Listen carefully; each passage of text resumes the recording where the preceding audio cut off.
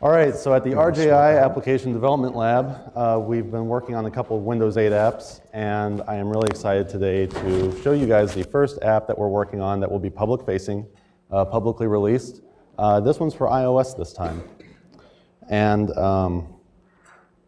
it is the Mizzou Gameday App. The Mizzou Gameday App is the result of a collaboration with the Mizzou Athletics Department and the School of Journalism, specifically a university capstone team. A convergence capstone team. The athletics department came to this team and said, we want you to come up with an app that would augment the experience of Mizzou fans, whether or not they're at the game or if they're remote. The team consisted of Mallory Enzer, Jared Jeffries, Claire Murphy, and Annie Trout. This team is who did the research for the app, who put together the design, and then myself and Rob King, who's not in the audience right now, but is our other employee at the App Development Lab. We've been working on this app together. This app actually consists of 3 components. Only one of them will be available in the App Store. The other 2 play a support role. So first, we're going to talk about the iOS app itself. So what does it do? Well, it could have had a lot of features and done none of them particularly well. So we decided that we would focus on 2 in particular that we thought would be of most use to people who were following the game. The first is Twitter. So why are we doing Twitter? Twitter is its own web service. People use Twitter itself. They also have a number of clients they could use. Well, it turns out that not everybody who has a smartphone who is a Mizzou fan uses Twitter, so that deflates it just a little bit. And not everybody who uses Twitter has a dedicated list specifically for Mizzou Athletics, Mizzou's football team, or Mizzou itself. So that makes the usefulness of Twitter just a little more deflated. But this app has a dedicated Mizzou list. Athletics gets to choose which Mizzou accounts at any given time are populating this list. And not only that, you can see down at the bottom of some of these tweets are images, and we've put together a pretty spiffy image viewer. You can pinch, you can zoom out, you can even share the pictures or share the tweets through various social media, not just Twitter, if you have them set up on your phone. We've also incorporated maps. You can see here that not only do we have specific location for the stadium, you can also see that we have the parking lots highlighted. Rob spent many an hour going through and beautifully crafting these lots. If you zoom in, you can actually see the curve of the asphalt around the parking lot. So you can see the parking lots. You can locate concessions, restrooms, etc. if you're at the stadium. And you can even share locations to friends. You can tell them exactly what parking lot you're in or exactly where in that parking lot you're throwing your tailgate. And you can share it out again through SMS, mail, Twitter, or Facebook. So that's the app itself. But what's fueling the app? Well, we built our own SDK, or not SDK, sorry, API, a lot of acronyms. API stands for Application Programming Interface. It's built on Rails 4 with a Postgres backend. Now, the difference between Twitter and our API, if you have a feed or you have a Twitter feed that you're following, we are duplicating that. But what's really cool about our API is that Mizzou Athletics, if there are tweets that were put out that they decided don't really add to the game day experience, they can go through the API and kind of take those out. Also, if they decided that there are some extra posts that they want to put into the Gameday app itself, like say, fire sale at the concession stand, hot dogs are 50 cents each. Only for the Gameday app users, they can go through and insert that themselves. So that's the API, that's the app, and now for our little watcher utility. This is a tiny little tool that we wrote. It's written in Ruby, and it monitors specifically the Twitter accounts that Mizzou Athletics is interested in. So they can say, we're going to follow Mizzou, and we're going to have this utility follow Mizzou Athletics.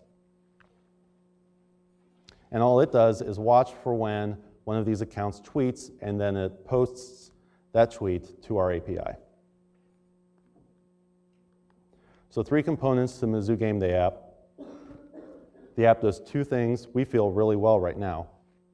The API we feel lays a solid foundation for any future features that Mizzou Athletics would want us to implement. So that's the app. We stress tested it this last weekend. We got some very useful data off of that. And we hope to have this released in summer of 2014. Any questions? All right, thank you. Oh, there's one right there. I had a question. Since you said that you have all this stuff in like an API format, do you have any plans to provide other views of this data, like a web app? Yeah, that could entirely be done. The people who would be making the decision would be Mizzou Athletics. So if they wanted to build any other utilities or web apps or websites around the information that we are creating, they'd be more than welcome to. Yeah. Oh, 2 questions. First of all, you talked about stress testing the app. I know that the app would primarily be used in the stadium in a wireless setting in terms of the Wi-Fi or cellular networks that are available in the stadium. Did your stress test include the stress test on those networks, or was it just within the app that it was stress tested? Yeah, so the stress test wasn't really on the API itself. We're pretty confident that we'll be able to handle whatever we throw at it, or we'd be able to add the resources to handle whatever we throw at it. The stress test specifically was for the cellular network connections around the stadium.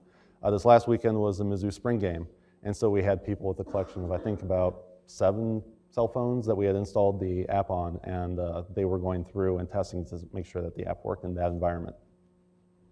And the second question I had had to do, I'm kind of interested in this idea of sort of piggybacking on Twitter, or sort of creating your own Twitter Plus, you know. This is kind of the first time I've heard of someone really kind of doing that. I mean, are there other, you know, I'm not enough of a Twitter user myself to know if how common it is for that to happen. How do you know of other use cases where people have done that kind of thing? I myself don't. I have seen websites that would post like an account's Twitter feed on the website itself. I haven't necessarily seen this in other apps that I know of. If anybody knows of one, please pipe up now, but I think this is the first case I've seen in particular where we've had a little utility monitoring specific accounts and then posting those tweets somewhere else. All right. So I'll ask oh, yeah, go ahead. Question. So you can apply this to both this experience and from working with the students in the app dev class. Talk a little bit about the process of getting from the design stage, which whether it's the journalism students in the capstone class or usually the journalism students in your app dev class, what does it take to get from that step of imagining what the feature set should look like to actually being able to code something that's useful and that works? A lot of late hours. It starts out with a few meetings about what features we think people would enjoy in the app. Ideally, you then go from those meetings trying to figure out the entire scope of the application, the design process, and I'm not a designer, but usually I've seen it start with sketches. You don't want to try to do anything pixel perfect right away. Start with paper, post-it notes, you name it. Get familiar with the platform you're designing for. Understand what people are familiar with.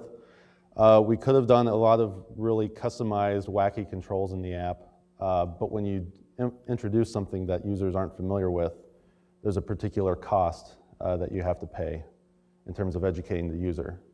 And so you want to stay close to what, maybe not stray too far from what other people are doing, because every time you do that, you're going to lose some people who get frustrated not knowing how to use your app. Once the app is designed, ideally we would have a very close relationship, working relationship with the designers and be able to, as developers, let them know of certain challenges we would run across or work with them to implement another solution. But in this case, the capstone team wasn't around for the implementation phase, but they were able to give us their initial designs. And so working off of that, we can kind of extrapolate and try to find their intent and implement that. So you and several other folks in the room are familiar with how difficult it is for media companies to find enough talent in the development pool. I wonder if you could just talk a little bit about what you're doing and what we're doing in the Microsoft lab to give opportunities outside of classes or outside of individual projects to develop a coder community here. Right. So there's a lot of developers in Silicon Valley. There really aren't a lot of developers in Columbia, Missouri, or haven't really been. So part of what we're trying to do here to grow this community is we hold an organization called, or a meetup called NS Coder. And this group meets up twice a week. It's usually at 7:30 p.m. until whenever we can't stay awake anymore, which is around midnight. And it meets in the Microsoft Application Development Lab in the basement here at RJI. Usually, on an average night, we have about 6 to 8 people who come in. Now that the semester is coming to a close and people are panicking, we get about 16 to 20. But it's a really good group, and it's something we hope to continue. Do we have other questions for Tyten before we get to our next presentation? Yeah. Tyten, what was, on your stress test, what was the attendance at that game Saturday? Oh, I don't know. You'd have to ask the. 20? There we go. 23,000. Yeah, I mean, you may not have the answer, but I'm concerned because when I go to the home games and there's 40, 50,000 people in that stadium, Yeah. none of the cellular networks can handle much of anything. Yeah, that's what we were worried about. We're hoping with 23,000 there, we would start to see a little bit of a stress load on their networks.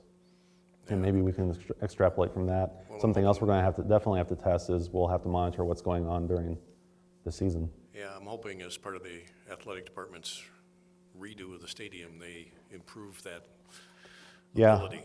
I have heard cellular providers are adding extra towers to that area, so hopefully that will bolster that.